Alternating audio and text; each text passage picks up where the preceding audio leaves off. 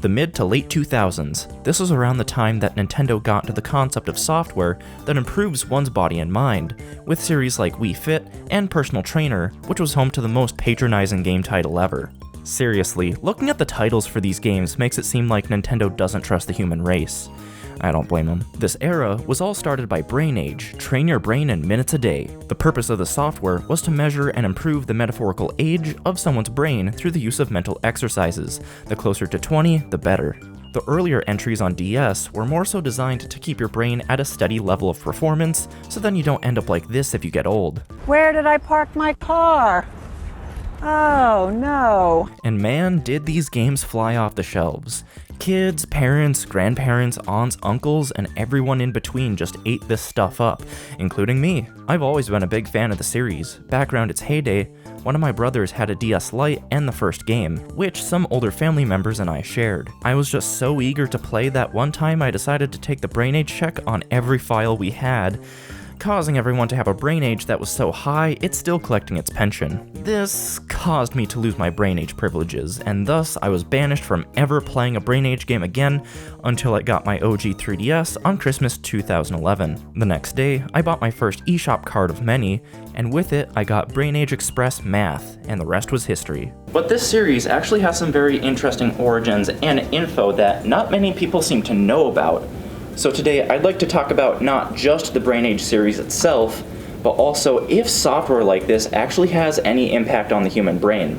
The former president and CEO of Nintendo, Satoru Iwata, approached the famous Japanese neuroscientist Dr. Ryuta Kawashima to pitch the idea of turning Kawashima's series of brain training books into a video game. They first met on December 2nd, 2004, which is when the Nintendo DS first came out in Japan. The meeting was only intended to be 30 minutes long, but the two of them clicked so well that they talked for 3 hours. Kawashima was impressed by the prototype software that Iwata brought with him, so Iwata was given the green light on not just the game, but to also include Kawashima's likeness in the software as the host of sorts. The exercises were meant to be simple, so they really didn't require much development time, especially because the exercises from Kawashima's books, which were all brought to the first Brain Age game, were nothing more than math, memorizing as many words as you can in 2 minutes, the Stroop test, where you are to say what color the word is written in, not the word itself, counting from 1 to 120 out loud as fast as possible, and that's it. Kinda bare bones, to be honest, but I guess what else can you do with pencil and paper? Most of the exercises found in the first game are either ripped right from the books, or not that worthwhile to talk about. Not to say that none of them are complex. My favorite exercise from the first game is triangle math, where you must calculate the adjacent pairs of numbers with the indicated operations. Math was always my strongest, therefore favorite subject in school growing up. Yeah, go ahead and sue me for being one of those people. What? Phone call? By a real person? Hello? A lawsuit? I need to watch what I say. The sequel seems to be more aware of the fact that it's on a video game system and really takes advantage of it. You might be keeping track of what position a runner is in by the end of the race, or doing math problems but one of the numbers is obscured and is actually from the previous problem. It really feels more interactive and lively compared to the first game. Other than some ways of letting others try out the game, and 100 Sudoku puzzles in each entry, that's kinda it for these first two. Around 2009, along with the release of the new Nintendo DSi, came 2 smaller downloadable Brain Age titles. Well, technically 3, but one of them was just more Sudoku. Enter Express Math and Express Arts and Letters, and the obligatory awkward titles from the European versions. These basically took all the good exercises from the first 2 games, threw in a few new ones that are legitimately interesting, and separated them by if they were more math and numbers focused, or more word and picture focused. Again, this is when the DSi first came out, and software titles like these were created not only to show what the new DSi shop had to offer, but also to go along with the underlying philosophy of this new hardware. The I in the DSi name was meant to represent individuality. This was seen with much of the system's new functionality, like your chosen favorite color would accent many of the system's UI buttons, rearrangeable home menu icons, its built-in cameras which would cycle through your camera roll with a new picture every time you went back to the home menu, along with a music player if you insert an SD card with sound files. and especially with what software you chose to get through the new DSi shop, basically an app store exclusive to the DSi. Man, 2009 was a simpler time. These exercises were split up into 2 separate titles, so then players can have 2 more specific brain ages, and compare for themselves if they're more math or art-oriented. Also, the original plan was to have everything in one title, which would have made the whole package exceed the file size a single piece of DSiWare can be, so it was really a smart call. However, these games had an ace up their sleeve. See, a lot of players stopped playing the first 2 games upon reaching a brain age of 20, which was relatively easy to do. And outside of that, there wasn't much else that the first 2 games offered. So in the Express titles, when you hit a brain age of 20, you get an all-expenses-paid trip to hell. The challenge mode. Same thing, really. This wasn't really advertised around the game's release, but it's honestly the most fascinating part of these games, due to the fact that some of these challenges are just asinine. Basically, it's a series of 10 super difficult challenges meant to push you to your breaking point. I'm not kidding with this. The final challenge in Express Math is doing 100 math calculations in 60 seconds? You nearly have to be doing 2 calculations a second to achieve that time. And thankfully there's documented footage of it because I wouldn't be able to train enough to get near that time by this project's due date.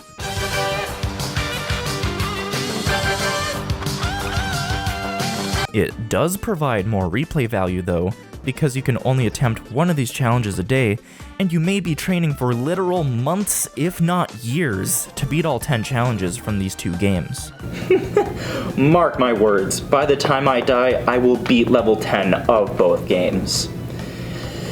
Hopefully I don't regret that. Disregarding me being over the top just now, these are legitimately intriguing additions that sorta set the tone for things to come. Enter Brain Age.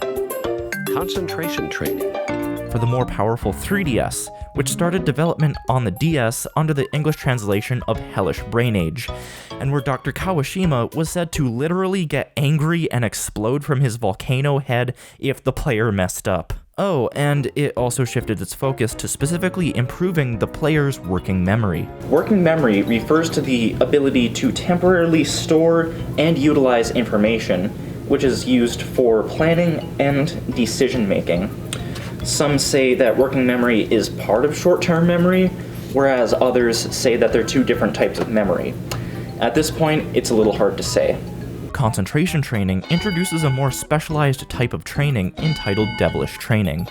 These are intense 5-minute sessions where you have to have complete and utter focus. For example, in Devilish Calculations, you aren't just answering the current problem, but rather an answer to an earlier problem. So, in 1 back, you're given the answer to the previous problem. In 2 back, you're given the answer of the equation shown 2 problems ago, and so on. Devilish Training exercises will automatically adjust their difficulty depending on how well you do. This is done so that the player is always training at their limits, and so that they don't feel discouraged by attempting a difficulty that's a little over their head at that moment. For the curious, the highest level I've gotten to in Devilish Calculations is Fast 4 back. Of course, the only thing that I didn't actually fact check is my record for Devilish Calculations. I don't know how I missed that. All of the other 7 Devilish exercises use a similar core concept of remembering things, as well as a similar dynamic difficulty depending on how well the player does. Straight up, the exercise that's guaranteed to melt your brain is Devilish Listening. Same exact thing as Calculations, but the problems are read to you, and unless you've actually played this one, you have no idea how hard it is to be interpreting math equations, solving for the answer, retaining that answer, then being verbally given another problem to interpret and solve. I've never been able to get farther than slow 2 back.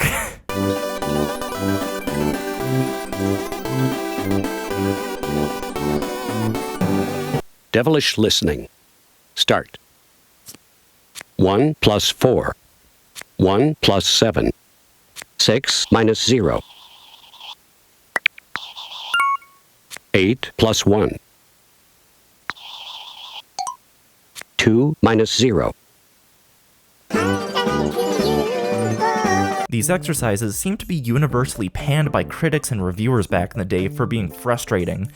But after spending a solid couple months a few years ago with these exercises myself, I feel that part of the training is that you have to work through that frustration and channel it into extra focus if you can. Alright, this game has the best presentation out of any game in the series. You're no longer in a void of sterile white nothingness or graph paper, but rather what looks to be a genuine clinic where you're going to perform this satanic training. Dr. Kawashima is even fully voice acted as opposed to just speaking through text. Being constantly distracted by new information means that we can't focus on the task at hand. I worry that our information-driven society is affecting our ability to concentrate. And the music and sound cues are just mwah. Challenge the speed of your working memory with some supplemental training. Tangent aside, concentration training also brings back many previous exercises and puts them under the labels of supplemental training and general brain training. Supplemental training is meant to be done along with Devilish as a set, where Devilish increases your working memory's capacity, supplemental is meant to speed up your working memory. Brain training contains more thinky type exercises, like some puzzle games and even some classic card games like Solitaire. I feel that these are meant to be the substitute for Sudoku, which was in every version prior, as both seem to meet the criteria of thinky. As you might get a bit tuckered out from all that training, there are a few relaxation games and even a music player for either playing some relaxing tunes or even the game's own soundtrack. One of these modes, Germbuster, is a staple of the series dating back to the second game. Basically, it's a touch-based version of the puzzle game Dr. Mario. Many people thought that this version of Dr. Mario debuted in the 2008 WiiWare title Dr. Mario Online RX, but nope, it started back in 2007. Or technically 2005 if you count the Japanese version of Brain Age 2. Oh yeah, there's even an endurance mode to put your abilities to the test. Basically it's Devilish Calculations 2 back, but you memorize the amount of blocks instead of doing math problems. It'll even make you try to lose focus the farther and farther you get.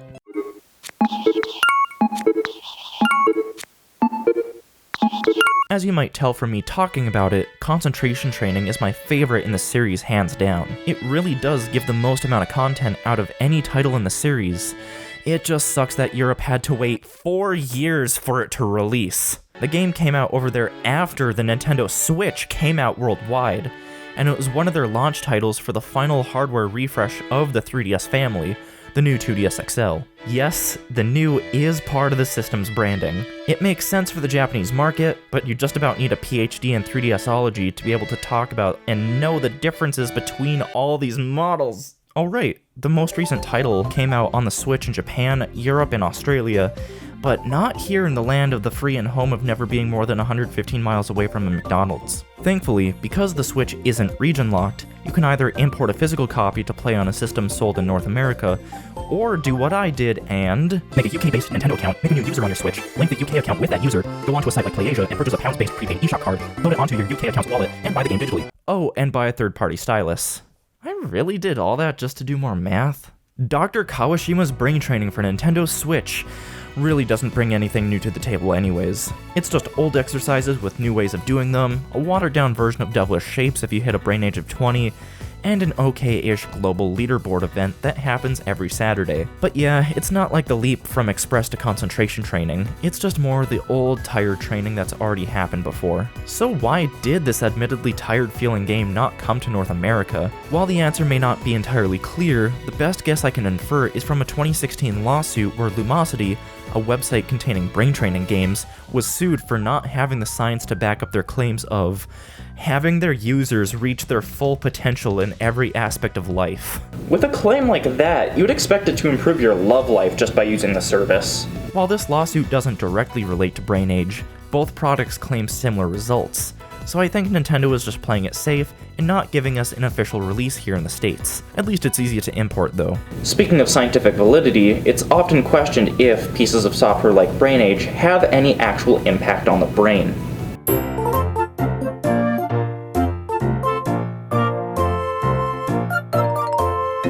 Studies have been done over the years trying to answer this exact question, but from what I've found, it really boils down to this.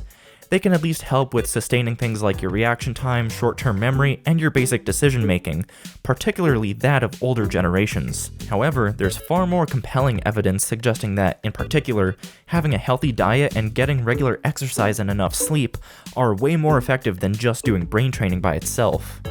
Exercise, especially aerobic exercise, is thought to improve one's brain just as much as it does one's body in terms of things like memory and executive function, as it helps to oxygenate the brain thanks to the increase in oxygen-rich blood flow that comes with aerobic exercise, especially if you can do it outside. There is some validity to the thought that more traditional action-oriented games can have a positive impact on one's working memory. This study from the Universitat showed that playing Super Mario 64 for 90 minutes a day for 10 days in a row does improve working memory, but also, if you regularly played action-based video games before your adolescence, you may permanently have a higher performing working memory than your peers who didn't, although this can be evened out if those who didn't play during their development start to regularly play. However, I will go on the record to say that the one game that's really worth your time is concentration training, for the simple fact that I think its more intensive training is straight up more effective than the light mental jog you get in every other title. Like, when I was regularly playing it, I legit was able to focus better in class and at work than I did before doing CT.